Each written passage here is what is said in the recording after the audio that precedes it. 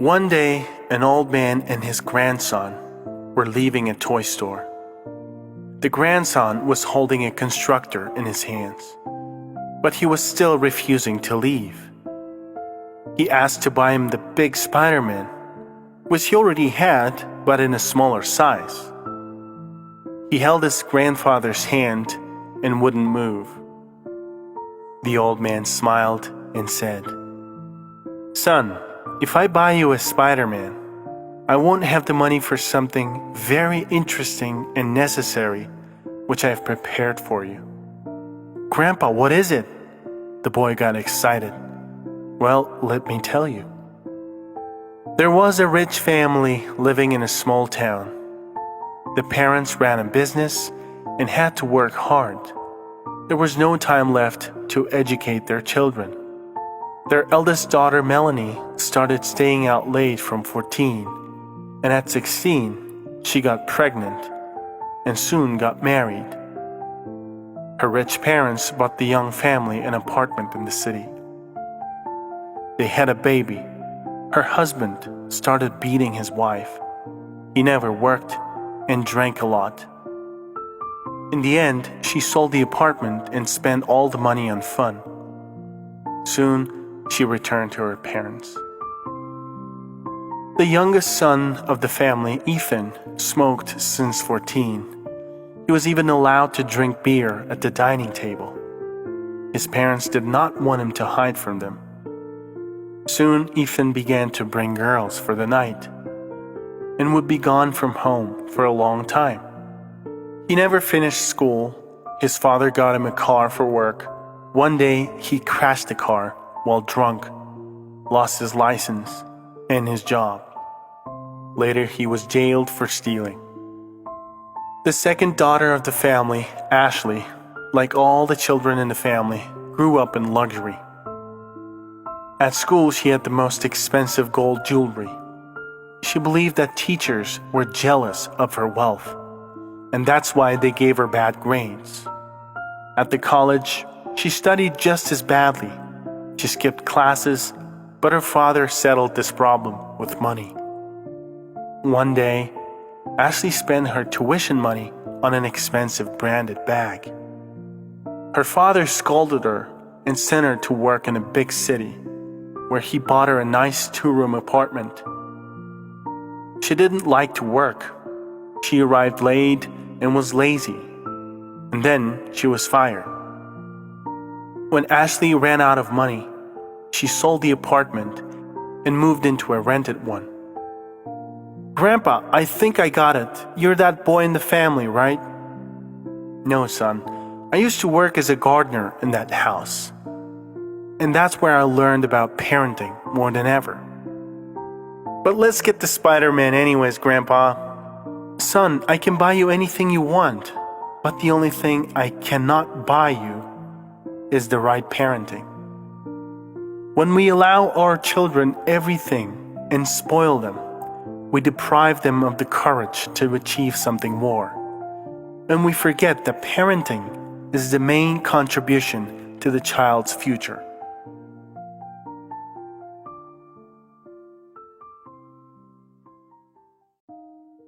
Karen has always had a dream to get out of her small town. She believed that only in a big city one can achieve something and find happiness. Since childhood, Karen has worked on their farm. Her parents divorced, and her grandparents raised her. The grandfather was the best cook in town, and from early childhood, he taught his granddaughter to do hard work. By the end of high school, Karen was able to do almost anything. She knew how to fix the faucet and grow tomatoes in the greenhouse.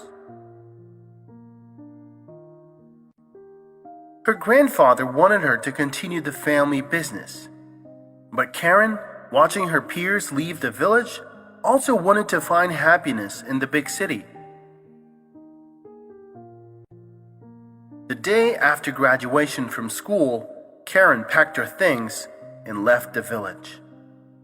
She headed to the capital. little girl from the province wasn't met affectionately by the big city. Karen has changed many professions. She worked as a waitress, washed dishes, washed clothes, and cleaned the houses of the rich people, even worked as a DJ in a nightclub. She's traveled all over the country, changed dozens of cities in the hope that in the next metropolis she'll be more lucky.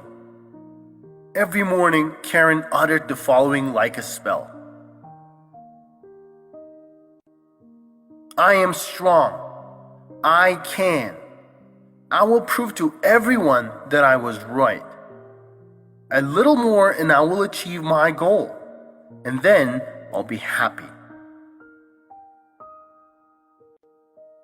But apart from hard work and fatigue, she achieved nothing. There were days when she didn't even have a roof over her head. All this time, she kept in touch with relatives. One day, they called her and said that her grandfather had died. Since her grandmother was left alone and she needed help, Karen returned to the village. She began to work on the farm again, grew greenhouse vegetables, sold them, and looked after her grandmother. One day, Karen decided to share her life with the world. She began making short videos of how she grows vegetables, weaves baskets, or cooks homemade food. People liked the cute girl in the frame who didn't say much in the video and just cooked delicious food or was engaged in the vegetable garden. The number of subscribers to her channel grew. Orders for products and advertising have increased. The hobby for video making in several greenhouses turned into a successful business that began to generate income. And one fine day, Karen suddenly realized that she was happy. Many reporters tried to interview a quiet girl from a remote village who achieved unprecedented success on her own. And when she was asked about the main discovery in life, Karen answered one thing. How wrong I was. I thought that happiness was somewhere out there in the lights of a big city. I wanted to prove to everyone that I would achieve great success in the big city. But it turns out that happiness has always been under my nose. Life is not worth it to prove something to someone. You just need to be happy here and now. Help your loved ones understand what real happiness is. Share this video.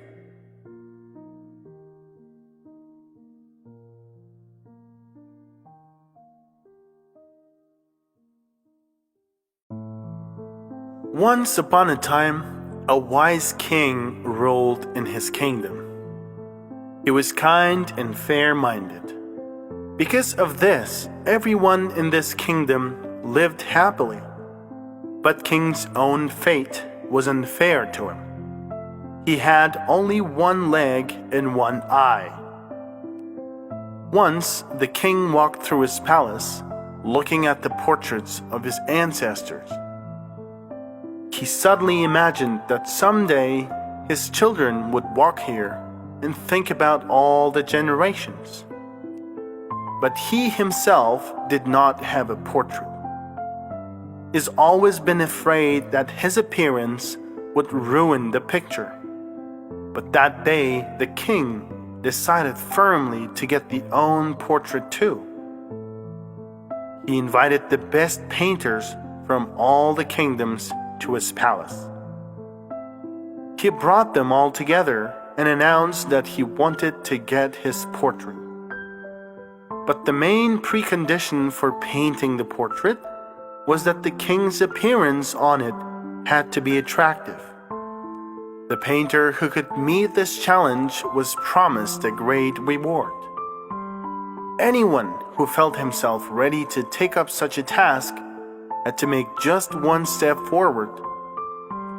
But after his speech, the painters remained silent and did not know what to answer.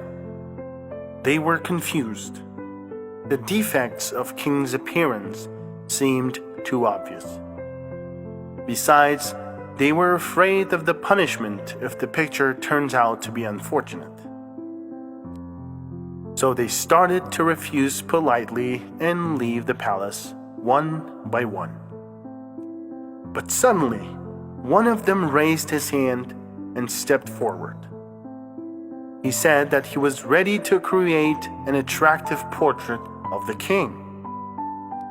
The monarch was glad to hear that, and the other painters burned with curiosity. The king prepared to pose, and the painter's work began. Many months later, the portrait was ready. Painters, court nobility, and other spectators came to see the result. Everyone was curious about the look of the portrait. What if the ruler didn't like it? But when the painter presented his work, everyone was stunned. The king was painted on a horse, showing only a healthy leg and aiming from a bow with one eye closed partly. The king was pleased to see a picture that skillfully hid all his defects. He thanked the painter and presented him with a big reward. We should always think positively about other people and try to ignore their defects. We should also focus on the good aspects of life and not waste energy in hiding the bad ones. If we think positively in any situation, we can solve all our problems much more easily.